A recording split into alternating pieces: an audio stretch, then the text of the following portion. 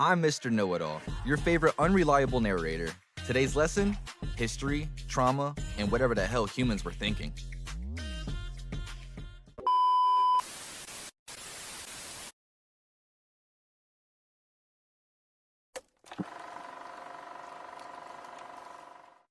Boom, the 1700s. Britain's out here colonizing like it's a damn video game. They got America doing chores, paying bills, but can't even touch a thermostat. Then the British decide that they're gonna drop the Stamp Act of 1765. The Stamp Act taxed all paper used for legal documents and newspaper, playing cards, and everything. So they basically were looking at the colonists like, you like paper? They're like, sure. So they taxed it. They taxed everything. They taxed playing cards, they taxed dice, everything was a direct tax. With that being said, colonists decided to take things into their own hands.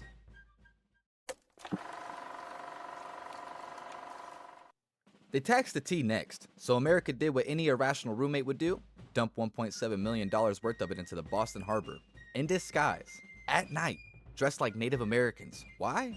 The OG cosplay. The British reaction? Oi babe, that's all tea in the water, ain't it?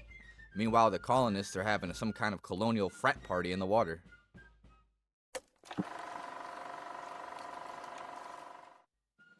About 2 years later, in 1775, Britain sends troops to take American guns.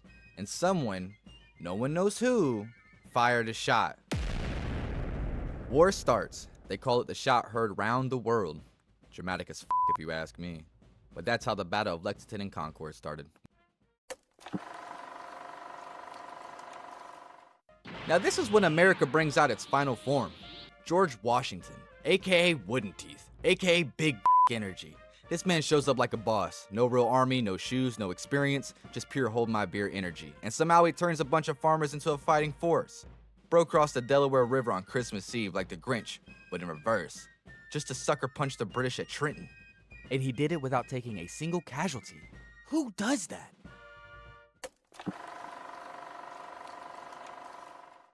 Midway through the war, America's asking for help. They ask France. France is like, bet, we got you, don't even worry, we don't like the British. So after they joined the war, they ended up bringing us boats, they ended up bringing us guns, and they also brought some money. But the most badass thing they brought was this man named Lafayette. And I know he sounds like a fashion designer, but he was notorious for slicing up redcoats. 1781. Battle of Yorktown. America and France trap General Cornwallis like it's a 2v1 on Rust. This man folds so fast that he didn't even show up to his own surrender. He sent his assistant, peak I'm done energy.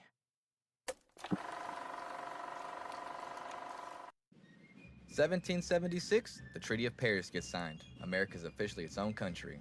Still no money, no real government, no laws. Hell, we didn't even have our president yet. But at least now we got to mess things up on our terms. America's born out of taxes, tea, and trauma. I just want to say thanks for watching, everyone. Smash that like button, subscribe for more wild history, and comment your favorite way to disrespect tea. Peace, love, and powder wigs, baby.